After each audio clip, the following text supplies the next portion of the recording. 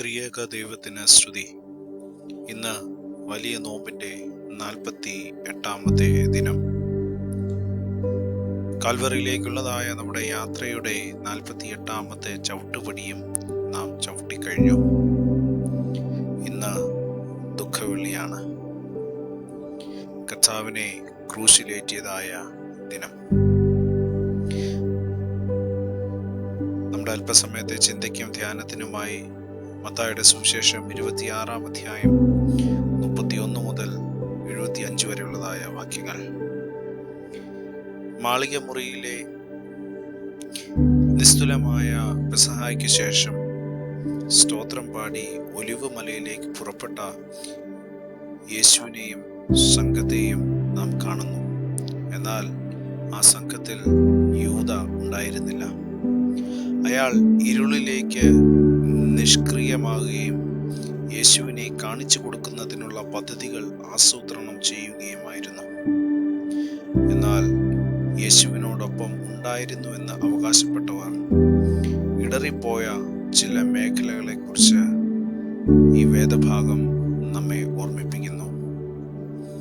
യൂദയ്ക്ക് മാത്രമല്ല, ശിഷ്യന്മാർക്ക് സകലം അനുതാപത്തിന്റെ അനുഭവങ്ങൾ ആവശ്യമായിരുന്നു. വിശുദ്ധ മേശയിൽ പങ്കെടുക്കുകയും ആത്മീയ യാത്ര നടത്തുകയും ചെയ്യുന്നുവെന്ന് അവകാശപ്പെടുന്നവർ അവരവരുടെ പ്രയാണങ്ങളിൽ സംഭവിക്കുന്ന ഇടർച്ചകളെ ആത്മപരിശോധന നടത്തേണ്ടതുണ്ട്. യേശു വിചാരണ ഏൽക്കുന്നതായ സന്ദർഭങ്ങളിൽ നടുമുറ്റങ്ങൾ അവനെക്കുറിച്ച് ചർച്ച ചെയ്യുകയാണ്. ഈ ചർച്ചയുടെ മധ്യത്തിൽ ശിഷ്യർ, പ്രത്യേകിച്ച് യേശുവിനോടുള്ള കൂറിനെ പറ്റി ആണയിടുന്നവർ വിചാരണ ചെയ്യപ്പെടുന്നുണ്ട്. ആ വിചാരണയുടെ ആക്കം പ്രതീക്ഷയ്ക്കും അപ്പുറമാകുമ്പോൾ പിടിച്ചു നിൽക്കാൻ കഴിയാതെ പോകുന്ന പത്രോസുമാർ യൂദയ്ക്ക് സമാനർ തന്നെയാണ്. ആത്മവിശ്വാസം ചീട്ടുകൊട്ടാരം പോലെ ചിതറി വീഴുന്ന നടുമുറ്റങ്ങൾ നാം തിരിച്ചറിയേണ്ടതുണ്ട്. ഗത്സമന തോട്ടത്തിലെ യേശുവിന്റെ പ്രാർത്ഥനാ ജാഗരണം ശിഷ്യന്മാരുടെ പിന്തുണയോടെ, പ്രത്യേകിച്ച് പത്രോസ്, യാക്കോബ്, യോഹന്നാൻ എന്ന മൂവർ സംഘത്തിന്റെ പിൻബലത്തോടെ നടത്താൻ യേശു താല്പര്യപ്പെടുകയാണ്.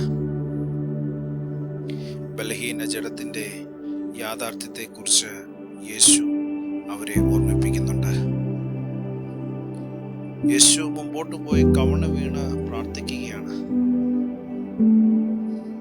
പ്രാർത്ഥനയുടെ ഇടവേളകളിൽ പക്ഷേ ഉറക്കം തൂങ്ങുന്നതായ പ്രിയ ശിഷ്യരെയാണ് യേശു കാണുന്നത്.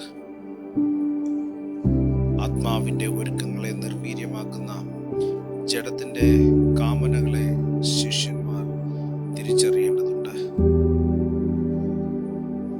ഗത്സമനയിലെ പ്രാർത്ഥനാ സന്ദർഭം തന്റെ ദീപം തെളിയിച്ചുകൊണ്ടേയിരിക്കുന്നതിനുള്ള ആത്മശക്തിയുടെ എണ്ണ കർത്താവ് പ്രാപിക്കുന്ന സന്ദർഭമായിരുന്നു.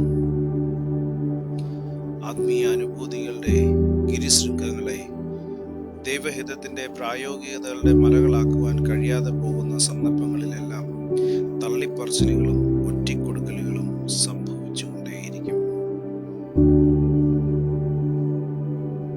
പ്രിയരെ, സ്നേഹത്തിന്റെ ആവിഷ്കാരമായ ചുംബനം വഞ്ചനയുടെ അടയാളമാകുമെന്ന് യൂദ പഠിപ്പിക്കുകയാണ്.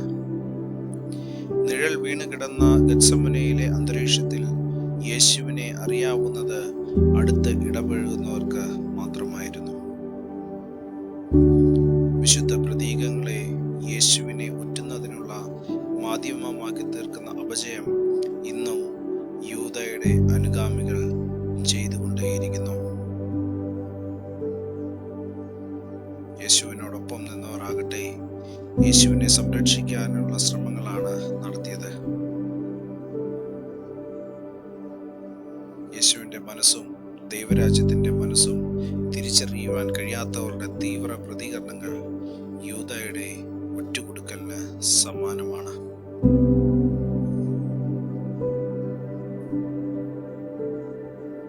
സ്വത്തും അവകാശവാദങ്ങളും സംരക്ഷിക്കുന്നത് വാളെടുക്കുന്ന വ്യഭിചാരങ്ങളിൽ ഏർപ്പെടുന്നതും ക്രിസ്തു മാർഗത്തിൽ വഴിവിട്ട വിളക്കുകളാണ്. വാളെടുക്കുന്നവൻ വാളാൽ നശിക്കുന്നത് നിയതി നിയമമാണ്. ദൈവികമായ നിയോഗങ്ങളിൽ വഞ്ചനയുടെ ചുംബനങ്ങളും വഴിവിട്ട വാളുകളും ഉപേക്ഷിച്ചുകൊണ്ട് ക്രിസ്തുവിന്റെ മാർഗത്തിൽ സഞ്ചരിക്കുവാൻ, ക്രിസ്തുവിനോടൊപ്പം പ്രാർത്ഥിക്കുവാൻ ഈ വലിയ വെള്ളിയാഴ്ചയുടെ ദിനം നമുക്ക് ഇടയാകട്ടെ. അതിന് ദൈവത്തിന്റെ പരിശുദ്ധാത്മാവ് നമ്മെ സഹായിക്കട്ടെ. കണ്ണുകളെ അടയ്ക്കാം, പ്രാർത്ഥിക്കാം. ദൈവമായ കർത്താവേ, അമിതമായ ആത്മവിശ്വാസങ്ങളിൽ നിന്നും അനുഭവമാക്കുവാൻ കഴിയാത്ത അനുഭൂതികളിൽ നിന്നും ഞങ്ങളെ വിടുവിക്കണമേ. വഴിവിട്ട വാളുകൾ ഊരി മരണത്തെ പുൽകുവാൻ ഞങ്ങൾക്ക് ഇടയാകരുതേ. യേശുവിൻ്റെ നാമത്തിൽ തന്നെ ആമേൻ. സ്നേഹത്തോടെ ജോയൽ അച്ഛൻ.